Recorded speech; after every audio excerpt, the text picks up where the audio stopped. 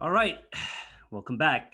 I told myself that if ever or whenever I have a podcast, my first guest would always be Sifu Richard Torres. Now, everyone know he is a world-renowned Jeet Kune Do martial artist and instructor, a student under the late Ted Wong, and he is also one of the top Bruce Lee artifact and memorabilia collectors out there.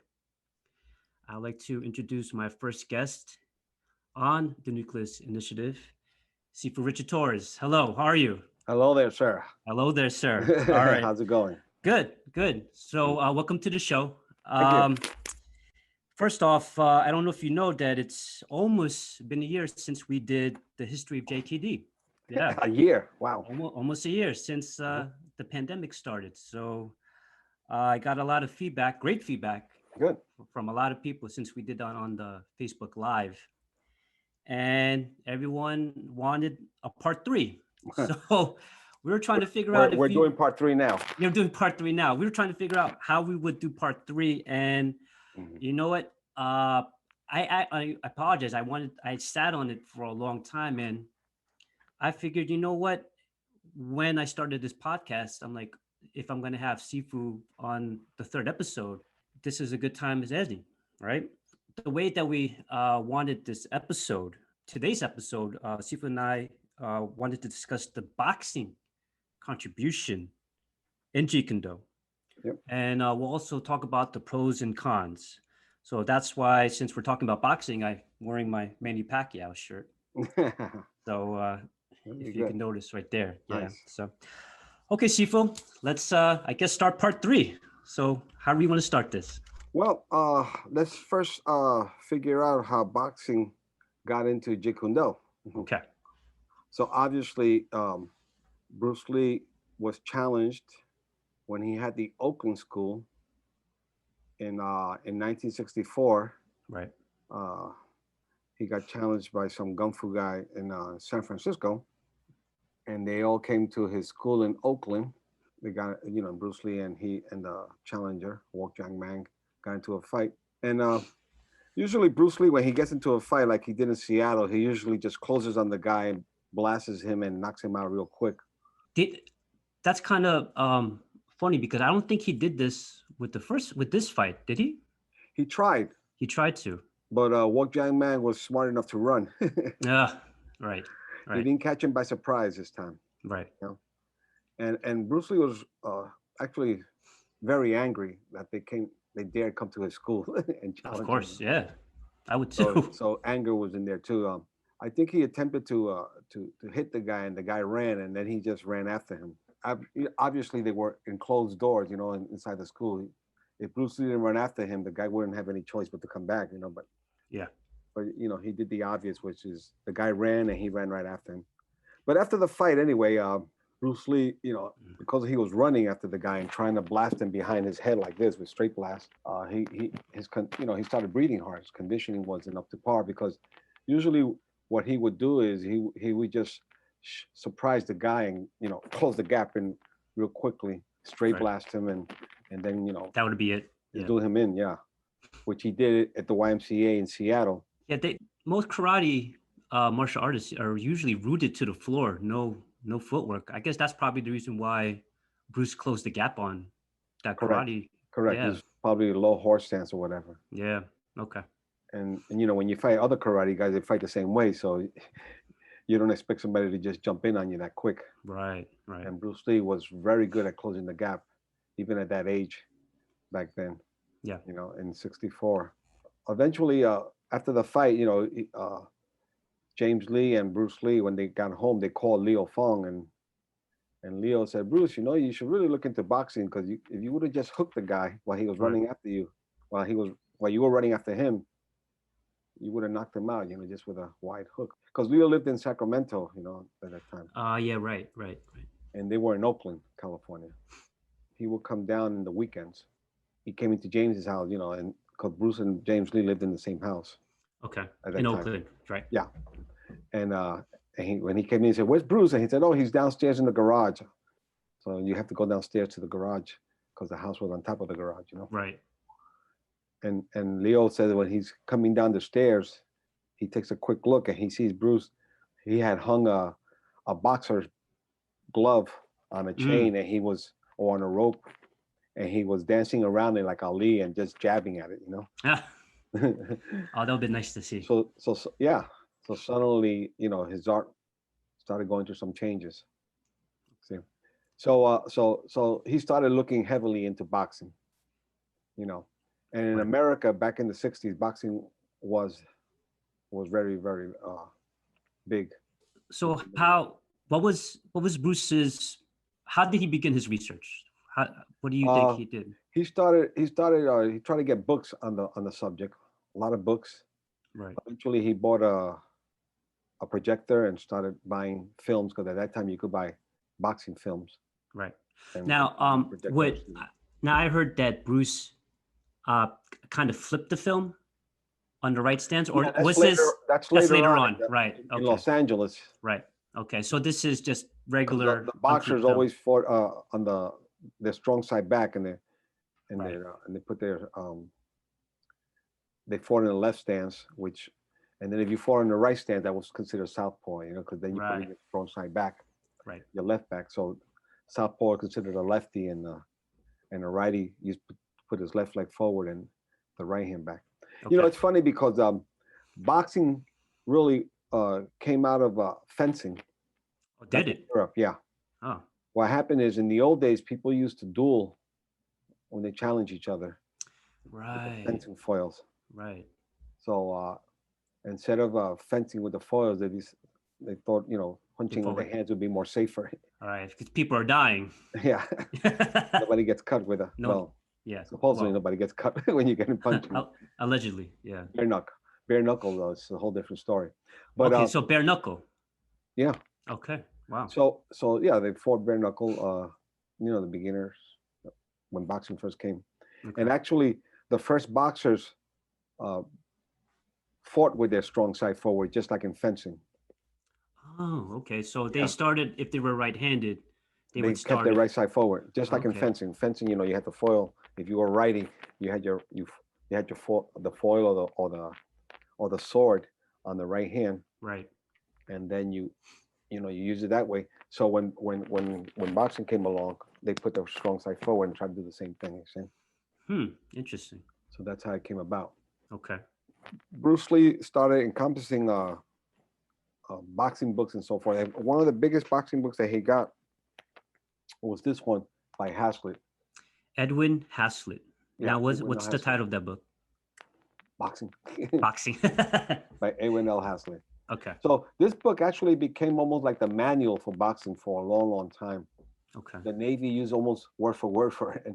And if you look at Bruce Lee's Jeet Kune Do book, you see a lot of things from this book in that yes. Right. Right. book, you know. So Bruce Lee took a lot out of this book because it's really informative in Okay. the art of boxing. And you know, the first boxers, when they fought bare knuckle, fought like this. Right. So the fist going forward. Yeah, because there was Right. no gloves and no wrist wraps, so you were always aware of not damaging your wrist when you punched. So a lot of the punches were linear punches. See? Okay. Yeah. Now, I remember you telling me and us reading about it that there's no wrist In boxing. in boxing in Jeet Kune Do. It's in the Tao Jeet Kune Do. Right. It came Right. from a book called from Thomas Inch, Okay. a British guy. Yeah, a British boxer. Now, does Edwin wrote it. Haslett also discuss about no wrist in boxing? No, but he says that all punches should be straight. Think about that one. Okay. So you would say, how could a hook punch be straight? Right. You think it's curved line. But when you're hooking like this here, it's straight. See? Okay. Okay.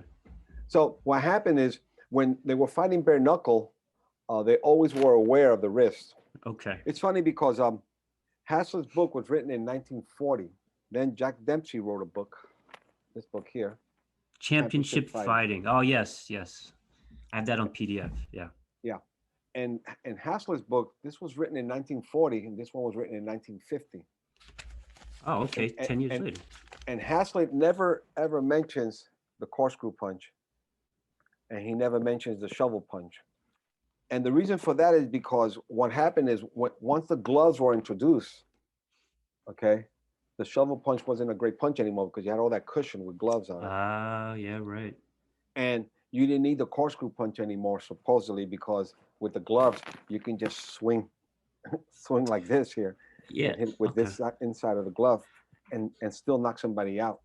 That's kind of interesting too, because a lot of boxing that I've been watching over the years is it looks like it's a slap, and they're using the inside. Yeah, and Yeah. that's interesting. Okay. Yeah.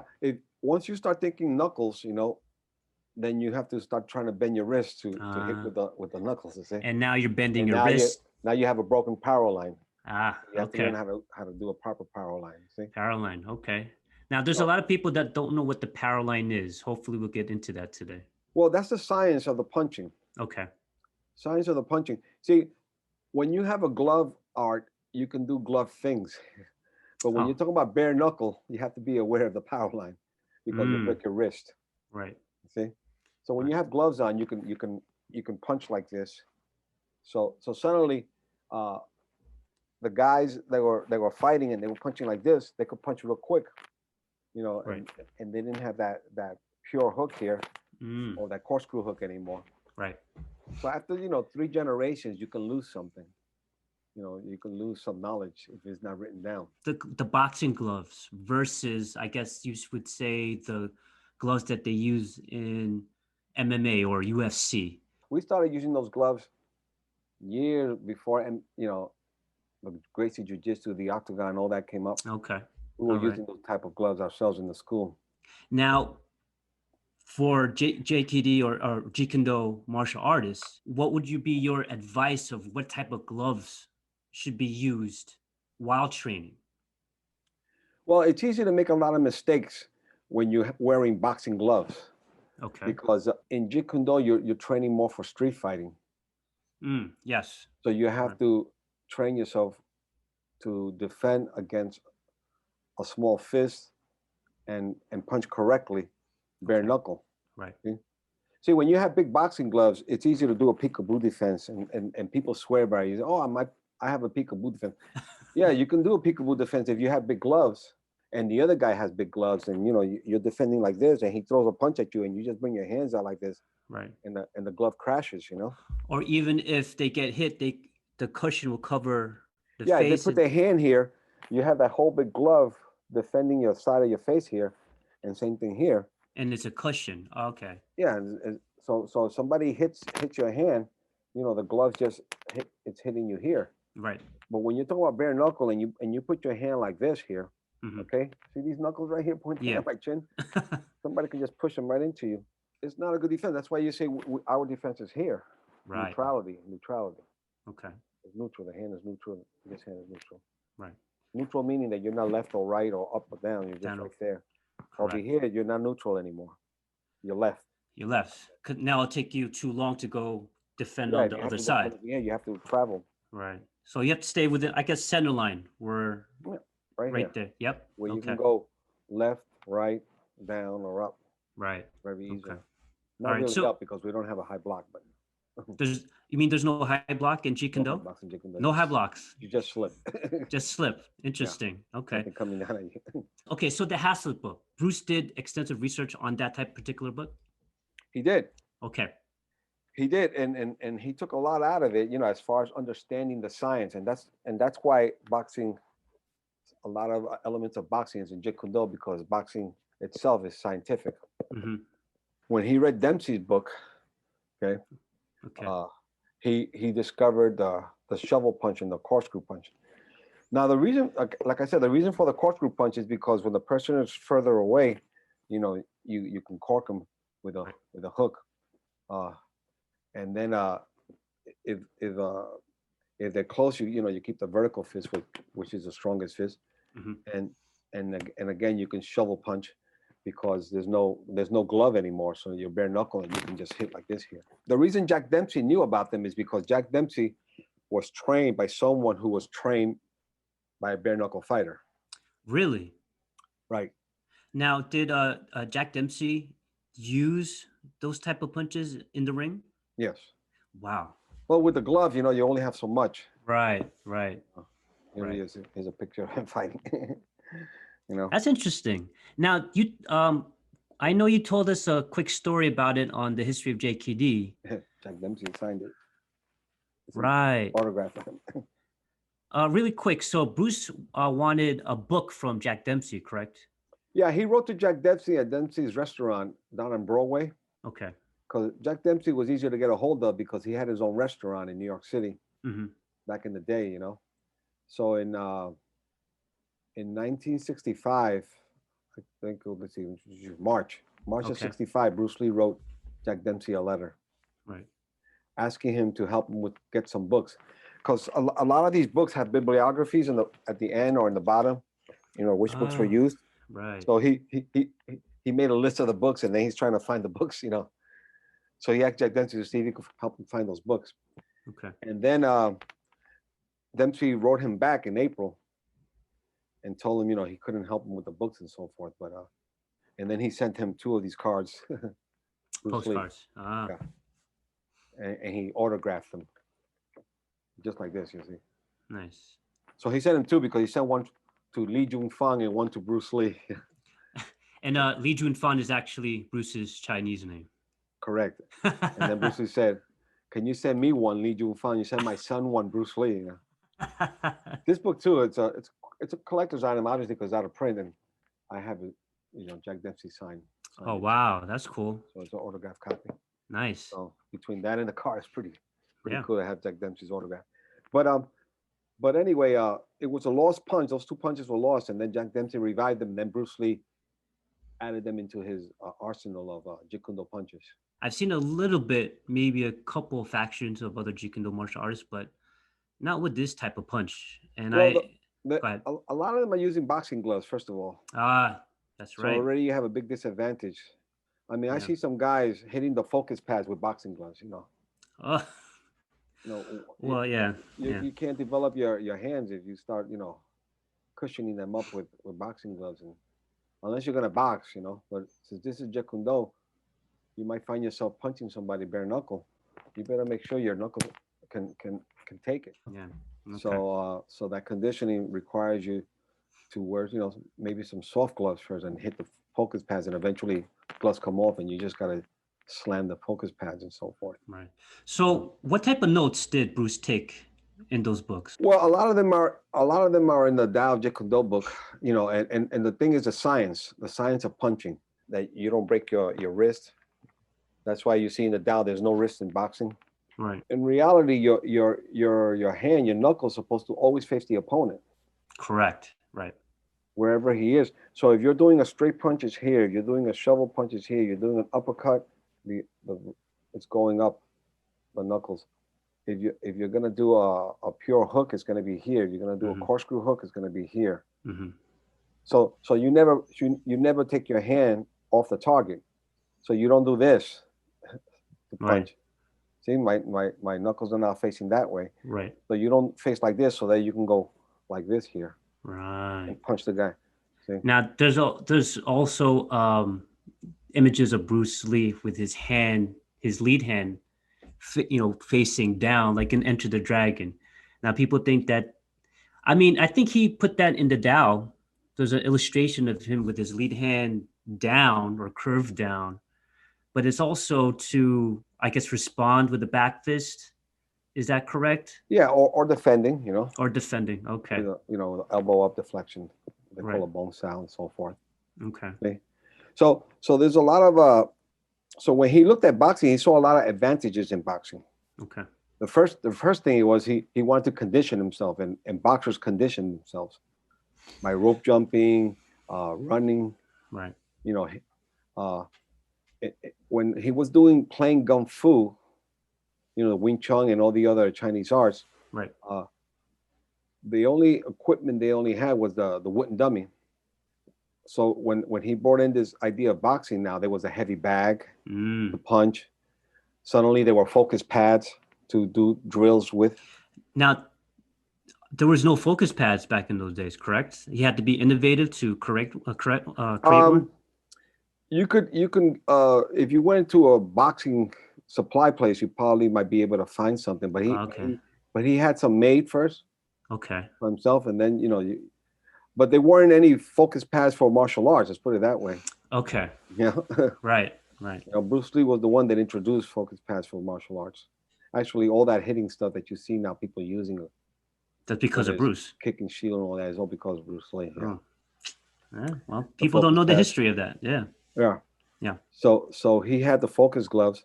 So that's something that was in boxing, Hmm. never in kung fu. You see, they were just, you know, if they were practicing a punch, they were just punching the air. You see, No actual contact. no contact Right. at all. You know, everything was in the air, except unless you had the, like I said, the wooden dummy, and you were hitting the pads on the wooden dummy. Hmm. But that's about it. But you never had anybody holding up a target up for you, you know, Hmm. Right. and switching the targets like this so that you can react to it and so forth. You know, Right. that was non-existent in his art Hmm. until boxing came in. Right. So that was one of the benefits that he saw with boxing, was that conditioning kind of thing. See? Conditioned like a fighter, like Muhammad Ali. Yeah, Yeah, I because see. remember when he ran after Walk Jack Man trying to straight blast him, you know, he's breathing hard. Right. And he's breathing hard also because he's angry He and wants to do feeling him in already. the adrenaline, and you know, and all that. Yeah. Yeah. I'm So, pretty surprised that he never thought about that before. You would always think that, well, I mean, his fights wouldn't last that long. that's right. He would always close the gap and that was it. He Even in didn't Hong Kong, you know, where they fight the other kung fu guys, they didn't anticipate anybody running away. they just come Uh, in, boom, boom, boom, that was it. It's yeah. finished. You know? Huh. That's Or, interesting. but now when he's running after this guy, you know, Because and of this also guy. you have to understand that in Wing Chun there wasn't a lot of kicks either. You know, all low line kicks. So Right. when you're Right. doing all these high line kicks, you know, your conditioning better be good too. Mm-hmm. You know, Mm-hmm. because you're using all those big muscles from your legs. Right. So, so the conditioning was a big thing that he saw, and of course the variety of punches coming into different angles, because again in Wing Chun everything was straight Straight line, line. Right. and now with boxing, you know, you have the hook, the Curve. uppercut, Uppercut. you The know, the corkscrew. corkscrew, Yeah. you know, and Absolutely. then he added the back fist, you know. So Right. now you have what is called in Jeet Kune Do the elusive lead, Elusive lead. because you have all Mm. these different paths now. Okay. All right. So it was a big plus. Okay. Okay. So, what's the other advantages that Bruce Uh, saw in boxing? in boxing, they use equipment Okay. to spar. You know, like the headgear. They use Right. boxing gloves. Right. They use the groin protector and the kidney protector.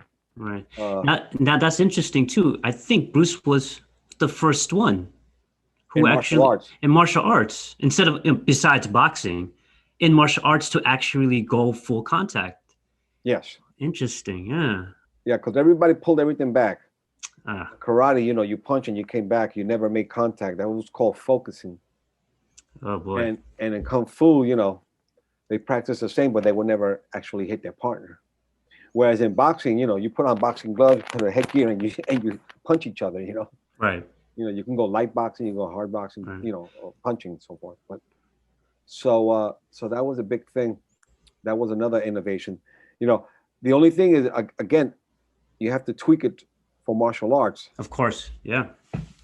The headgear had to be a little more protective on the face, Because you would get kicked in the face. right? So you Uh, see the headgear that Bruce Lee used had a bar in the front. yeah, I noticed that. So That was used in the the Navy, the naval headgear, all right.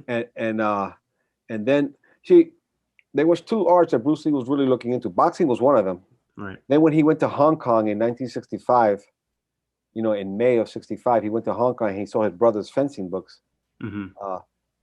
He saw that he could use a lot of fencing in his art too, Mm-hmm. which he wrote a letter to James Lee back in Oakland while he was in Hong Kong, and he said, "I'm putting a system together. It will be chiefly Wing Chun, boxing, and fencing." Right. So the fencers also used equipment. Yeah, that's right. They used the fencing face cage, Right. which had a cage on it, Mm-hmm. and they had a chest guard. You know, Right. they had gloves too.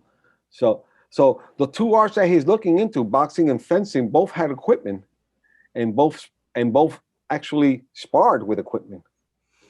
Just So when he's going to do his martial arts system, he says, you know, we got to get equipment so that we can just go all out sparring Right. and not hurt each other, but at least make some contact.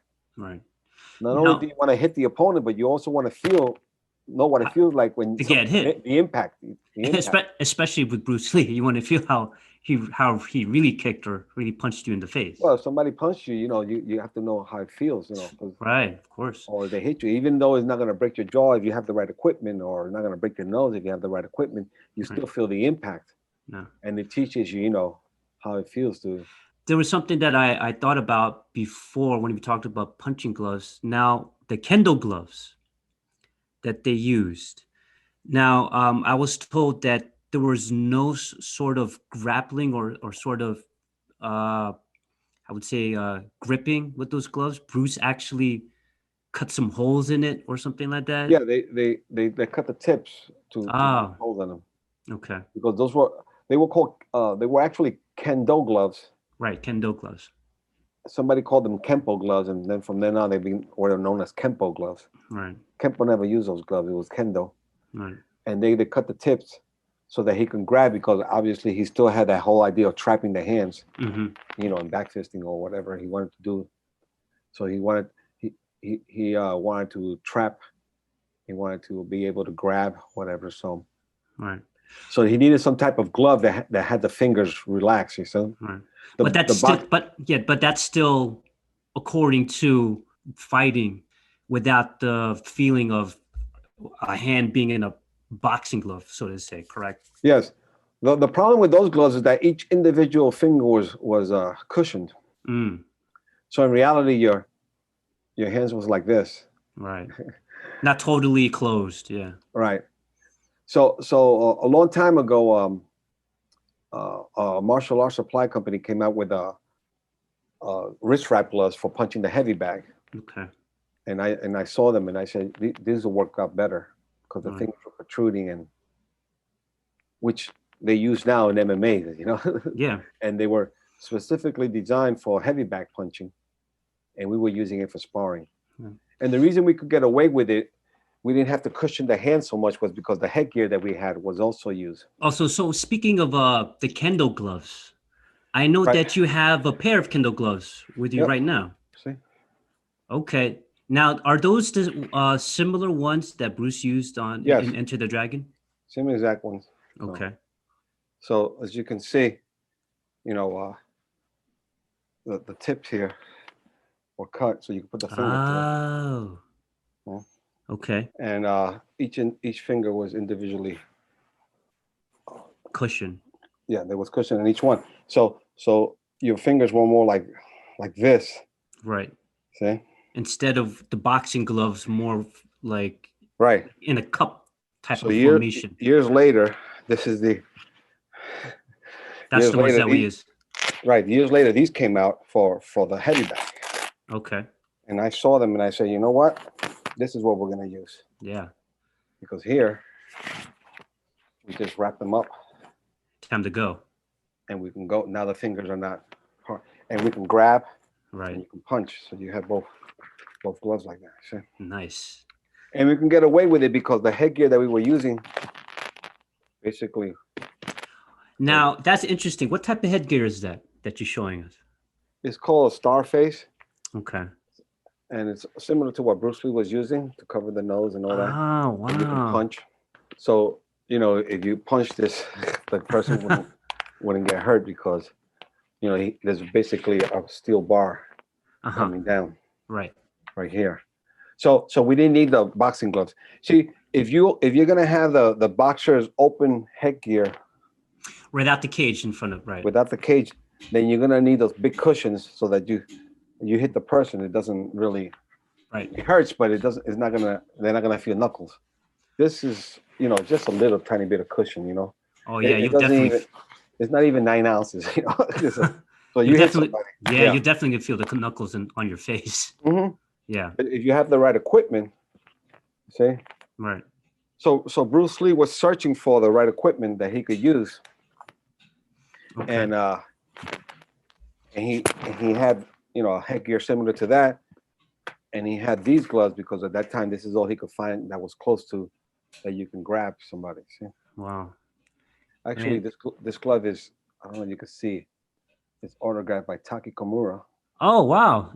and this one is autographed by Daniel Santo. There it is. No, I see. Yeah. Danny Yeah, Santo. yeah. Oh, And that's then I have cool. another pair downstairs, signed by Ted Wong and Mm-hmm. Daniel Santo. So, Ah, wow. Interesting. so Bruce Lee was in search of equipment, Right. and everywhere, he went to different places, and he got the headgear, the naval headgear. He got the kendo gloves, Mm-hmm. and just like in fencing, they had a chest guard. So he used the kendo chest guard. Oh, that's a Kendall chest guard. Yeah. Really? And when the good thing about it is that when you bring your leg up, it doesn't get stuck because it's open. Okay. Now, were they weren't thin, were they? Were they actually, if you got kicked in the chest, would that actually really protect you?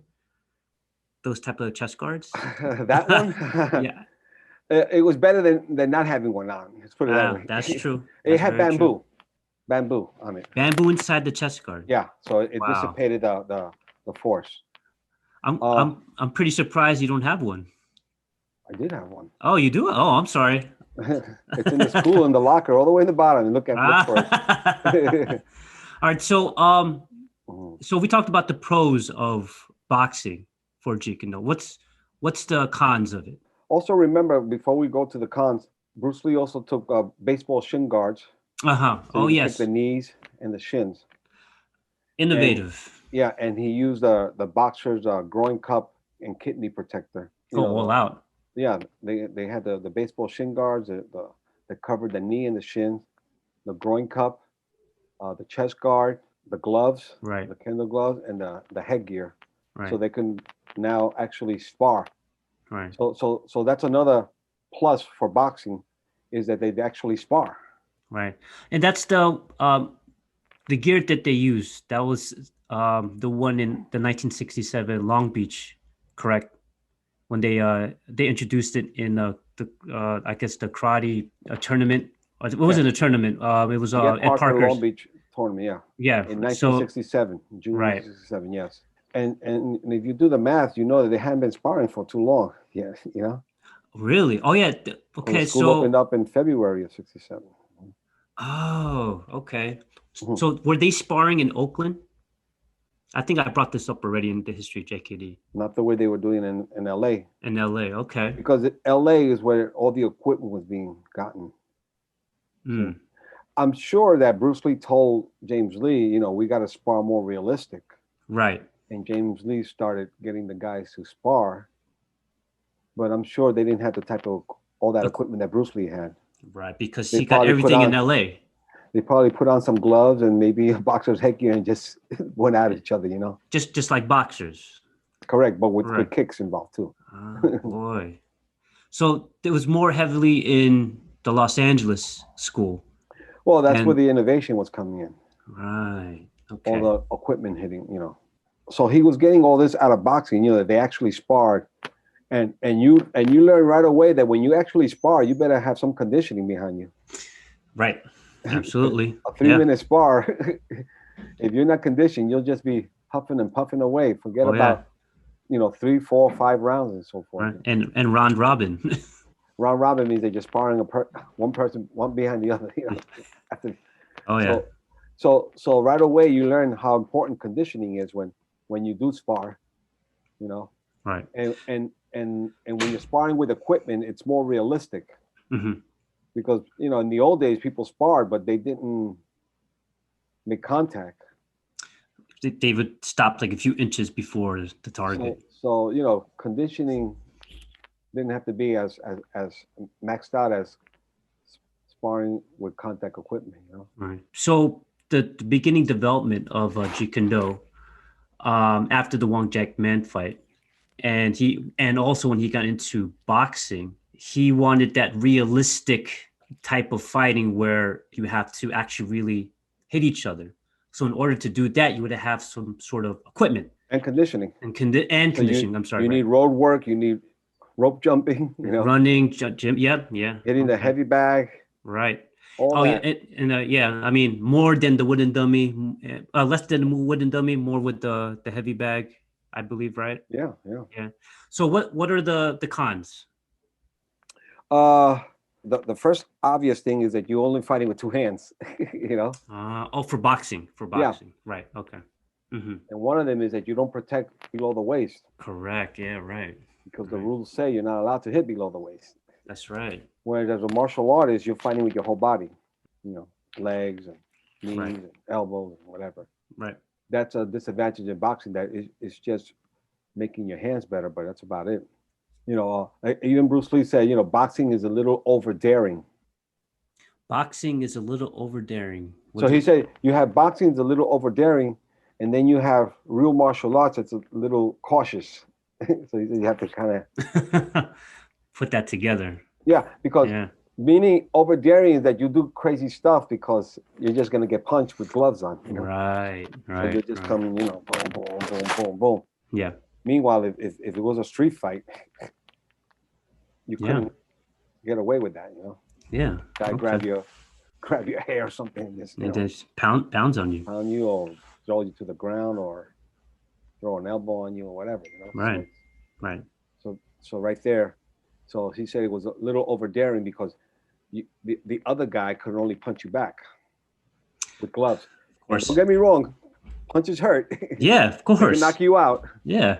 But you know, when you don't have to worry about somebody kicking your knee or kicking your groin or doing crazy stuff, you know, that martial artists do, then you know, you don't worry about it. It seems that all the time that when people get into Jeet Kune Do, and then they hear the three type of arts that Bruce was using for Jeet Kune Do, boxing, fencing, and Wing Chun. When they get into boxing, they just stick to the rules of boxing, meaning it looks like they don't use the other tools, I guess, well, right? One of the things for tweaking for street fighting is take all those big gloves. Of course, yeah. Because you're not gonna have those big gloves for street fighting. Yeah. And it tends to make you overconfident for defense and offense. Right. You know, first for defense, you know, you're covering all this with the big gloves and you're doing stuff like this. And that's okay when you have big gloves. When you have little hands like this with knuckles all around it, you can't do stuff like that. Now, Sifu, there are pictures of Bruce with boxing gloves. Would you say that was probably the beginning stages of when he started to look into boxing? I mean, would that be, or the Kendo gloves before that or after? Because it looks like when people talk about boxing, especially when it comes down to Bruce Lee and Jeet Kune Do, they would say, oh, you know, we don't really have to use those type of Kendo gloves or UFC gloves because Bruce used boxing gloves. And I'm like, well, as like you said, Sifu, if you're boxing, yes. But then if you're going according to street fighting, you know, those gloves are kind of null and void, right? When you have those big gloves, it's bad habits. And then the body mechanics, even for punching, if you're using the boxing gloves, are not there because it's all cushion. Mm-hmm. Right. Okay. So whereas you have to know how to use your hand, you know, use the forces that make the punches and learn to keep the line of force correctly, the power line. Whereas in boxing, because you get away with it when you don't do that. You see, a lot of paper patter and stuff like that. See? Boy. Yeah. I mean, it's sometimes when I usually see a lot of, I'm not talking bad about so much Jeet Kune Do martial artists, but then even people who start Jeet Kune Do, you know, they would always just put the boxing gloves and then the headgear, and then they think straight out the gate it's just boxing, and then they don't tend to see that there is a fine line between boxing and actual street fighting, because, you know, in street fighting, obviously, like you said, Steve, there's no gloves involved. But then when boxing, you're talking about, yes, you know, there's mistakes because the bad habits are going to come out. And if you do 10 more of boxing, it's going to come out in the street fighting. And then that's when someone seriously can get hurt. And that's probably the person who's actually, you know, defending themselves, who've been using boxing in the first place when they train in Jeet Kune Do, right? Yeah, I mean, a good boxer is a good puncher, obviously. Yeah. But you know, you take off the gloves and they can easily break their hands. Yeah. Look at Mike Tyson when he hit Mitch Green in a bar in Brooklyn, broke his hand. You know, Right. they had to postpone the fight because Mike Tyson broke his hand. Broke his hand. Punch a guy in the jaw. Right. And Because they're so conditioned of wearing those big boxing gloves. yeah, you can imagine he probably turned his wrist when he punched him. Right. The impact goes right here. Ouch. You know?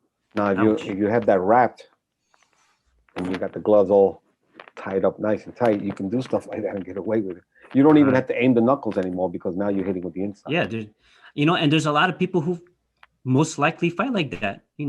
I mean, they're just hitting. Oh, they're rhythmic fighters. You see that all the time. They're hitting the heavy bag. They're very good hitting the heavy bag. Right. And it's okay, if you're gonna box.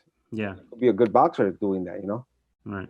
But now you're gonna street fight. Obviously, it depends who you have in front of you. You might get away with just doing, little things here and there, boxing and still win. Right. Okay. But if you meet the wrong guy, Oh yeah. And you're making those mistakes, of bare knuckle versus glove fighting, it could be to your disadvantage. Right. So any type of other cons that Bruce approached? Another thing in boxing is we don't duck, because a boxer, when there's punch coming at him, he ducks down. Okay. From the waist down. It's kind of like bowing. Yeah. Okay. And the guy, if he misses him, he's not allowed to hold him down. Even though you look at a guy like Mayweather, when he punches the guy and the guy ducks down, he kind of puts his hand here. His elbow on it. Yeah. And he starts punching him. Yeah. Until the referee tells him you can't hold. You can't hold. Yeah. But imagine trying that with a martial artist. You dug. You're doing JKD with boxing in there. Right. And you duck down. The guy holds your head now, and he brings his knee up. Oh. And, ouch. And knees your face. Oof. Because you ducked in front of him.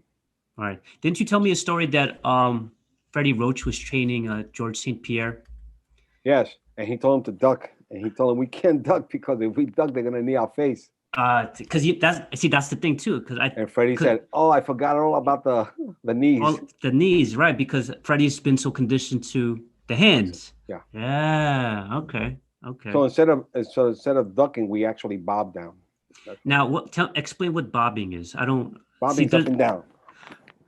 Up and down, and that's not like putting the head down, the whole body going down. No. It's squatting down, where your head is straight. Okay. It's not bending down. See, there's gonna be a lot of people. You squat down, and your head is boom. There's gonna be a lot of people who will get that confused because people when they squat down, oh, he's ducking. I guess people, has to know the difference between ducking and bobbing and weaving. It's a disadvantage because you have to understand that there's rules in boxing. Yes. And the rules protect the boxers so that they don't hurt each other. Right. And one of the things in the rules in boxing is you can't hold the head down when the guy ducks. Because, boys, a lot of guys would love to hold their head and give him a good uppercut and knock the guy out. Right. But they're not allowed to hold their head. So when somebody ducks, they try to catch him with the uppercut before they pop up again. Yeah. And you have to understand that the limitation in targets as a boxer. Okay. Which means that you have the torso and the head, and that's about it. Martial arts, we hit below the belt. We'll hit below the belt. Yeah. They can punch your groin too. That's true. That's very true. Yeah. I think there was the one in Into the Dragon going back is when he's fighting Sammo Hung. And the first time that I watched that scene is when they were squaring off and they were fighting, and Bruce went, I guess he bobbed down and actually hammer fisted Sammo Hung's foot. Yeah. And I'm thinking, can he do that? That's also what changed my mind about, oh, wait a minute, there's no rules here. You can do whatever it's more of a survival type of deal. When you have sports, there's always rules. Right. Or like what Bruce said, when you talk about sports, now you have rules and regulations. And that gives you limitations. And the art of Jeet Kune Do is using no limit as limitations. No limitations. So you have to understand, the difference between what a sport is and what street fighting is. And the sports, there's always going to be rules and regulations to protect the fighters. In the street, there is no rules or regulations. It's survival. I mean, a good boxer, is still, a good fighter. Right. Don't get me wrong. Boxing, a good punch can knock you out very quickly. Right.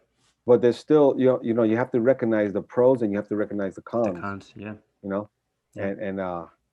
and there is both with boxing. As far as with the art of Jeet Kune Do, you want to use the pros and stay away from the cons as Right. much as possible. You Okay. see, Right. so you have to be aware of that. See, now as far as pros is concerned, there's still that the idea of evasiveness. You know, uh, Yes. the idea of footwork. Mm. It's all great stuff. From boxing. Correct me if I'm wrong. Was it because Muhammad Ali, Bruce was more into footwork when it came down to developing Jeet Kune Do? Or was that maybe Yeah, just he liked Muhammad Ali's footwork because he thought it was very swift and smooth. right, You right, know, uh, a lot of boxers fought flat-footed, and he liked to keep that rear heel up, Bruce hmm Lee. And he saw Muhammad Ali how he could adapt to his opponent very quickly with elusiveness. That evasiveness and the footwork. right. I guess You he know. displayed that also. I'm always going back to Enter the Dragon because it looked like he was doing a little bit of that when he fought O'Hara. Mm-hmm. Yeah, because he was moving around and it's just it's really interesting to me that Muhammad Ali was the influence of Bruce's footwork and in terms of when it came down to boxing because I guess Wing Chun just like karate or maybe I might be wrong that they stay kind of rooted to whenever Yeah, they had a stance. they had a stance they had to stay engaged in that Mm-hmm. particular area. I'm not saying that Wing Chun doesn't have footwork, but from what I've seen so far that they would always have to stay one particular area and then they just engage within that range and not move They, at they, all. they bridge the gap in Right, right away, and they just do right. their thing. Now with that sense of the way that Wing Chun that Bruce learned, was that maybe because he felt that maybe boxing would be a little bit more to his advantage when it comes down to Well, it was street more fighting? it was more alive, There you go. It was more alive. and Okay. and and the idea of Jeet Kune Do is to have aliveness. Mm-hmm. Aliveness meaning that it's more real world as far as movement is concerned. Right. You're not static, you Right. know, and and so there's a great advantage there. But like I said, because you're limited to two hands, there's also the range. In boxing, you're always fighting in medium range. Mm. You know, there's no Okay. long range fighting. Uh, what people call close range fighting in boxing is we wouldn't consider close range. There's more infighting. Right. Infighting in boxing is you get in and a lot of body punching Right. but you're still more on the edge of the medium range. You're Okay. still not in close range 100%. I Okay. mean, it's people confuse boxing's infighting for Right. actual Jeet Kune Do's close range, and it's not. Besides those two boxers, the books that Jack Dempsey and was it Edwin And when Haslett, yeah. Haslett? Was there another type of boxer that he was also influenced? Jim Driscoll, Jim Driscoll. he Okay. had the vertical punch. Vertical punch. Now, let me. Yeah. I wanted to ask you this. Mhm. Now, there's a lot of people saying that vertical punch came from Wing Chun, but and I was thinking like, well, Jim Driscoll. I mean, he did the vertical punch, but I don't think anybody from Wing Chun taught Jim Driscoll that vertical punch. No, it's something that you know when you discover something from the human body Yes. and how it can be maximized, Right. then a guy in China can discover it and a guy down in South America can discover Yeah. it, Yeah. and they both discovered the same thing about the human body Right. because science is science. Right. So It's just like it's just kind of strange that people want to claim it because the fist is vertical, it's automatically this art, and that's what's kind of no, funny to me. I think it reinforced the idea of the vertical fist. Okay. You know, because even Jack Dempsey himself talks about the vertical fist. See if I can find it somewhere, uh, and he shows it. So it's not great going through the book to see if I can find it. Right. Is it, Uh-huh. okay. So it's not like it's not like it was limited to just Wing Chun, Right. you know.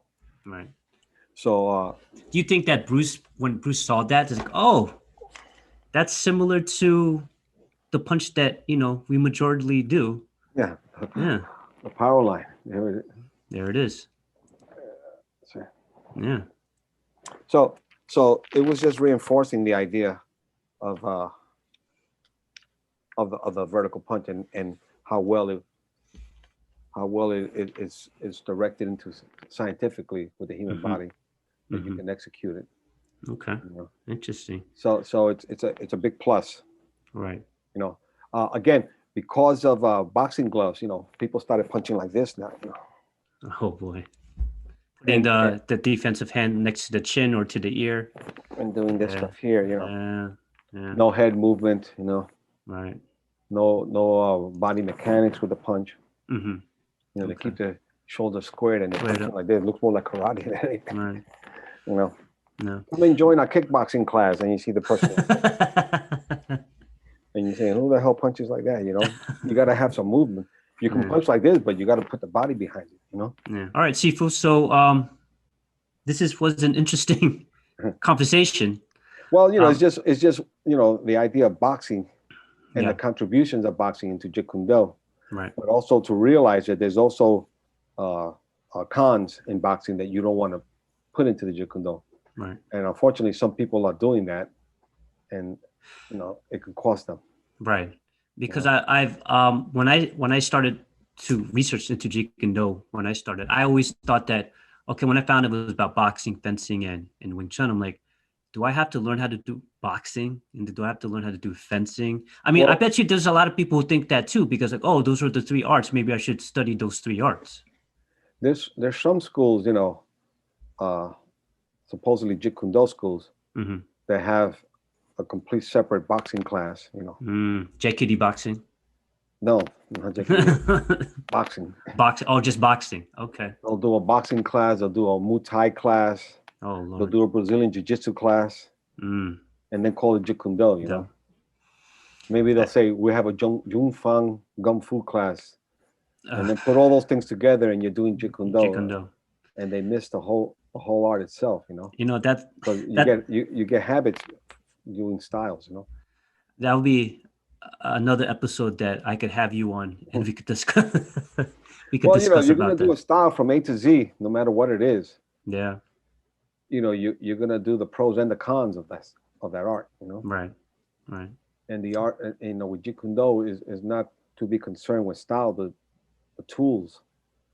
So even if we're looking into boxing, we're looking at the tools of boxing. We're not looking into boxing itself and doing it from A to Z.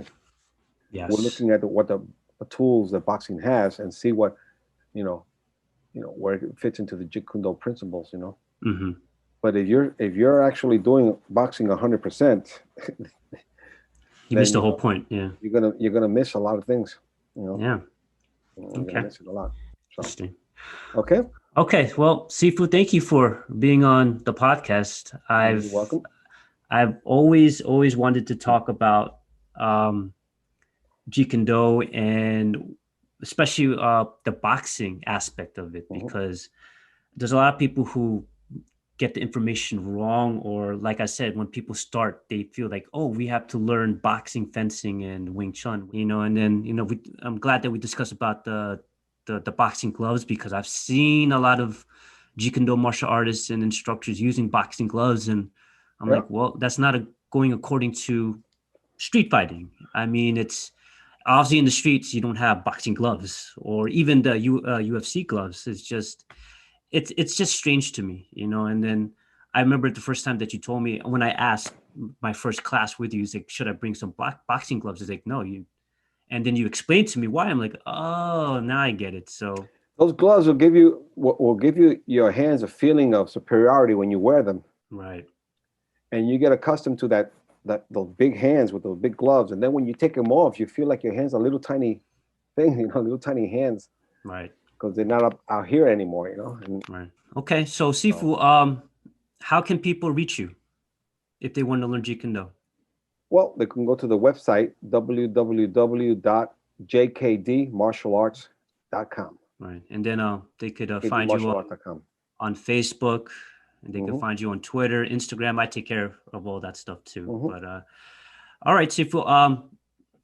I know that we discussed this offline, but there's this thing called the last word that I have on my podcast. Let's see. I understand that in Jeet Kune Do. Okay. All right. In Jeet Kune Do, we do martial arts, not partial arts. Okay. So don't partialize it with different classes of this art, this style, this style, this style, this style, this style, and then say pick whatever works for you and that's your own Jeet Kune Do. That's not what it is. We definitely got to have that type of topic discussion next time that you're on the show. So, all right. So everybody, or if anybody has questions or comments, leave them over at the nucleusinitiative@gmail.com. We're on Spotify. We're on Anchor. Hopefully soon we'll be on the Apple Podcast. Again, thank you, Sifu Richard Torres, for being on the show. He has been my teacher for 14 plus years, and we'll have 14 plus years to go. Because of him, I am where I am today, and also because of him. If you heard my second episode, I have a school because of him. So I'm very, very gracious that he's my first guest on the show, and hopefully we'll do more, and then that's it. So when you put 100% into something, you get a lot out of it. Oh, absolutely. And you definitely have done that. Okay, Sifu. All right, so take care. Thank you, Sifu.